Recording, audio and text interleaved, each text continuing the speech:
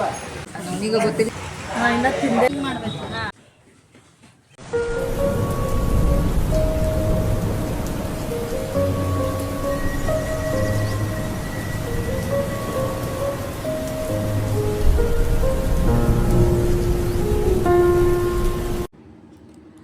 ಇದು ರಜನಿ ವ್ಲಾಗ್. ನಮಸ್ಕಾರ ಎಲ್ಲರಿಗೂ, ಹೆಂಗದಿರಿ? ಎಲ್ಲರೂ ಆರಾಮದಿರಿ ಅಂತಂದು ಹೇಳಿ ಅನ್ಕೊತೀನಿ. ನಾನಿವತ್ತು ಸಂಜೆಯಿಂದ ಈ ವ್ಲಾಗನ್ನು ಸ್ಟಾರ್ಟ್ ಮಾಡ್ತಾ ಇದ್ದೀನಿ. ಶಾಲೆಯನ್ನು ಮುಗಿಸ್ಕೊಂಡು ಹಂಗೆ ಹೊರಗೆ ಬರ್ತಿದ್ದ ಹಂಗೆ ಮಳೆ ಧೋ ಅಂಥೇಳಿ ಸುರಿತಿತ್ತು. ವಾತಾವರಣ ಕೂಡ ತಂಪಾಗಿತ್ತು. ಒಮ್ಮೆದೊಮ್ಮಕ್ಲೆ ಹುಬ್ಬಳ್ಳಿಯೊಳಗೂ ಕೂಡ ಯಾವಾಗಂದ್ರೆ ಆವಾಗ ಮಳೆ ಬರೋಕ್ಕೆ ಪ್ರಾರಂಭ ಆಗಿಬಿಟ್ಟೈತಿ. ಹಂಗೆ ನಮ್ಮ ಮಳೆ ಬಂದು ನಿಂತ್ಕೊಂಡಿತ್ತಲ್ಲ, ಮನೆಗೆ ಹೊಂಟಿದ್ವಿ. ಮನೆಗೆ ಹೋಗೋವಾಗನ ನಾನು ಮತ್ತು ನನ್ನ ಕಲೀಗ್ಸ್ ಒಂದಿಷ್ಟು ಜನ ಇದ್ವಲ್ಲ, ನಾವೆಲ್ಲರೂ ಏನು ಅಂದ್ಕೊಂಡ್ವಿ, ಏನಾರು ತಿಂದು ಹೋಗೋಣ ಅಂತಂದು ಹೇಳಿ ಅಂದ್ಕೊಂಡ್ವಿ. ಹಂಗೆ ಪಾನಿಪುರಿ ಅದೇನಾರು ತಿನ್ನೋಣ ಅಂತಂದು ಹೇಳಿ, ಸೊ ಪಾನಿಪುರಿನ ತಿಂದು ಹೋದ್ರಾತು, ಹಂಗೆ ಮತ್ತೇನಾರು ಸ್ನ್ಯಾಕ್ಸ್ ಇದ್ರೆ ತಿಂದು ಹೋದ್ರಾತು ಅಂತ ಹೇಳಿ ಅಂದ್ಕೊಂಡು ಬಂದ್ವಿ. ಇದು ಆ್ಯಕ್ಚುಲಿ ನಮ್ಮ ಹುಬ್ಳಿಯೊಳಗೆ ಕೇಶಾಪುರ ಕಡೆ ಇರುವಂಥ ಈ ಏರಿಯಾದೊಳಗೆ ಈ ಚಾಟ್ ಸೆಂಟರ್ಸ್ ಎಲ್ಲ ಭಾಳ ಅಂದ್ರೆ ಭಾಳ ಫೇಮಸ್ ಆಗಿಬಿಟ್ಟವು. ಸಂಜೆ ಹೊತ್ತೊಳಗೆ ಭಾಳ ಖುಷಿನೂ ಕೊಡ್ತಾವು. ಭಾಳ ಜನರು ಈ ಕಡೆಗೆ ಬಂದು ಹೋಗುವಂಥವ್ರು ಸ್ನ್ಯಾಕ್ಸನ್ನು ಟ್ರೈ ಮಾಡಲಾರ್ದ ಹೋಗೋದಿಲ್ಲ. ನಾವು ಪಾನಿಪುರಿನ ತೊಗೊಂಡಿದ್ವಿ 4 ಜನ. ಸುಜಾತ, ಮೇಘಾ, ಅಕ್ಷತಾ, ಆಯೇಷಾ, ಸೊ 4 ಜನ ಇದ್ವಿ. 4 ಜನ ಇದ್ವಿ ನಾವು. 4 ಜನನೂ ತಿಂದು ಹೋದ್ರಾತಂತ ಹೇಳಿ ಅಂದ್ಕೊಂಡಿದ್ವಿ.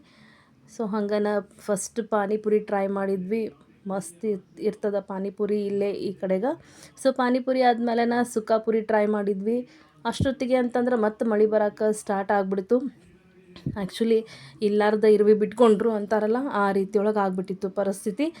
ಮಳೆ ಸ್ವಲ್ಪ ನಿಂತ್ಕೊಂಡಿತ್ತು, ಮನೆಗೆ ಹೋದ್ರೆ ಆಗ್ತಿತ್ತು, ಬಟ್ ನಿಂತ್ಕೊಂಡ್ವಿ ಹಂಗೆ. ಇದು ನೋಡ್ರಿ ಬದ್ನಿಕಾಯಿ ಬಜ್ಜಿ ಈ ಕಡೆಗೆ ಭಾಳ ಫೇಮಸ್. ಆ್ಯಕ್ಚುಲಿ ಗದಗ ಕಡೆಗೆ ಭಾಳ ಫೇಮಸ್ ಅಂತ ಹೇಳ್ತಾರೆ. ಅದ ಇಲ್ಲೊಂದು ಸೆಂಟರ್ ಐತಿ, ಇಲ್ಲೂ ಬಿಸಿ ಬಿಸಿ ಬದ್ನಿಕಾಯಿ ಬಜ್ಜಿನ ಮಾಡಿಕೊಡ್ತಾರೆ. ಸೊ ಇದಿಷ್ಟು ತಿಂದಾದ್ಮೇಲೆ ಚಹಾ ಕುಡಿಲಿಲ್ಲ ಅಂತಂದ್ರೆ ಹೆಂಗೆ? ಉತ್ತರ ಕರ್ನಾಟಕದ ಮಂದಿಗೆ ಚಹಾ ಅಂತಂದ್ರೆ ಭಾಳ ಅಂದ್ರೆ ಭಾಳ ಇಷ್ಟ. ನಿಮಗೂ ಇಷ್ಟ ಇದ್ರೆ ಕಮೆಂಟ್ ಮಾಡಿರಿ. ಬಿಸಿ ಬಿಸಿ ಬೆಲ್ಲದ ಚಹಾ ಕುಡಿದು ಖುಷಿಯಿಂದ ಹೊಂಟಿದ್ವಿ. ಈಕಿ ನೋಡ್ರಿ ಮುಖ ತೋರ್ಸೋಕೆ ಒಲ್ಲೆ ಅಂಥೇಳಿ ಅಂತಾಳೆ. ಈ ಕಡೆ ನಮ್ಮ ಹುಡುಗಿ ಮಾತ್ರ ಎತ್ತಿದ ಕೈ, ಯಾವ ವ್ಲಾಗ್ ಏನು ನಮಗೇನು ಸಂಬಂಧ ಇಲ್ಲ, ಕುಡಿದ್ರೆ ಸಾಕಂತಂದು ಹೇಳಿ ಇದು ಮಾಡತ್ತಿದ್ವಿ. ಸೊ ಈಕೇನೋ ಹೇಳಕತ್ತಿದ್ಲು ಆಯೇಷಾ. ವಾಪಸ್ಸೆಲ್ಲ ಮುಗಿಸ್ಕೊಂಡು ಮನೆಗೆ ಹೊಂಟಿದ್ವಿ. ಮತ್ತು ಮಳೆ ಬರೋಕೆ ಸ್ಟಾರ್ಟ್ ಆಗಿಬಿಟ್ಟಿತ್ತು. ಹಂಗನ ಈ ಕಡೆಗೆ ನೋಡ್ರಿ ಇವರಿಬ್ಬರು ಹೊಂಟಿದ್ರು. ಸೊ ಇವ್ರಿಗೂ ಬಾಯ್ ಮಾಡಿದ್ವಿ. ಬಾಯ್ ಮಾಡಿದ್ಮೇಲೆ ನಾನು ಮತ್ತು ಸುಜಾತ ಹೋಗಬೇಕಾಗಿತ್ತು. ಮೇಘಾ ಕೂಡ ಹೊಂಟಿದ್ಲು. ಅರ್ಧ ತಾಸು ಆಗಿತ್ತು ನಮ್ಮ ಮನೆಗೆ ಬರೋಕೆ. ಮನೆಗೆ ಬಂದು ನೋಡಿದ್ರೆ ಆಲ್ರೆಡಿ ಮಗ ಮಹಾಶಯ ಭಾಳ ಚಂದ ಮಲ್ಕೊಂಡಿದ್ದ. Next day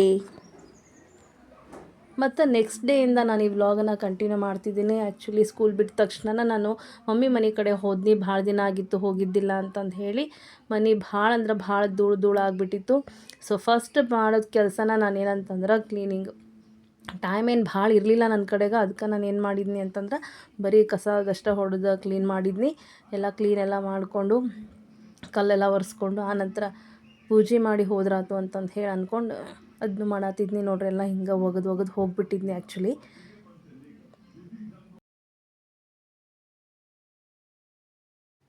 coming to next day, Ugadi ಹಬ್ಬ ಐತೆ ಅಂತಂದು ಹೇಳಿ ನಾನು ನನ್ನ ವೆಹಿಕಲನ್ನು ತೊಳಿಬೇಕು ಅಂತಂದು ಹೇಳಿ ನಾನು ಮಾಡ್ತಾಯಿದ್ದೆ.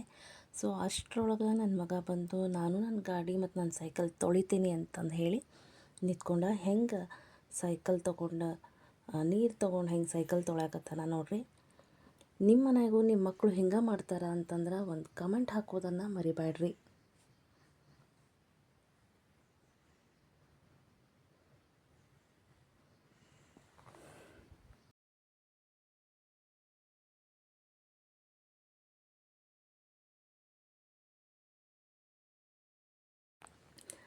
ನೆಕ್ಸ್ಟ್ ಸ್ನಾನ ಎಲ್ಲ ಆಯಿತು ಅಂತ ಹೇಳಿ ಪೂಜೆ ಎಲ್ಲ ಮಾಡಿದರು ನಮ್ಮ ಅತ್ತೆಯವರು. ಹೀಗಾಗಿ ಹೊರಗಡೆ ಇದ್ದಿದ್ದು ನನ್ನ ಗಾಡಿ, ಅವನ ಸೈಕಲ್ಲು, ಅವನ ಸ್ಕೂಟರು, ಅದ್ರ ಜೊತೆಗೆ ಒಂದು JCB ಕೂಡ ಇಟ್ಟಿದ್ದ. ಇದಿಷ್ಟು ಪೂಜೆ ಮಾಡುವಂಥ ಕೆಲಸ ಈಗ ಅವನದಾಗಿತ್ತು. ಅವನು ನಾನು ಪೂಜೆ ಮಾಡ್ತೀನಿ ಅಂತ ಬಂದಾಗ ಅವ್ನು ತಾನು ಮಾಡ್ತೀನಿ ಅಂತ ಹೇಳಿ ಬಂದ. ಎಷ್ಟು ಚಂದ ಪೂಜೆ ಮಾಡಾಕತ್ತಾನ ನೋಡ್ರಿ. ಆ ಒಂದು ಕೈ ಯಾವಾಗಲೂ ಹಿಂಗೆ ಕಿಶೆದಾಗ ಇರ್ತೈತಿ. ಏನು ದೊಡ್ಡ ಇವನು ಆಫೀಸರ್ ಅನ್ನೋರು ಹಂಗೆ ಮಾಡ್ತಾನೆ ಹೀಗೆಲ್ಲ.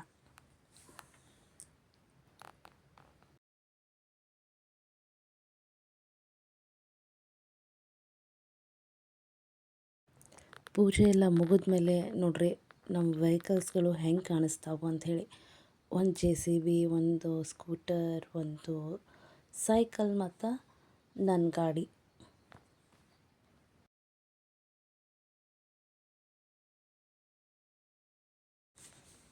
ಅಷ್ಟೆಲ್ಲ ಆದಮೇಲೆ ಅವ್ನಿಗೆ ಆರತಿ ಮಾಡಬೇಕು ಅಂತಂದ್ರೆ ಅದೊಂದು ದೊಡ್ಡ ಹರಸಾಹಸನ ಆಗಿಬಿಟ್ಟಿತ್ತು.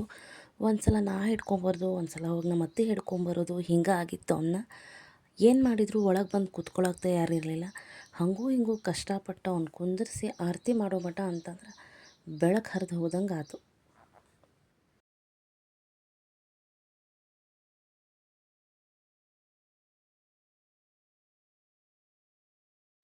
ಇದು ನಮ್ಮ ಸಣ್ಣ ದೇವ್ರ ಮನೆ.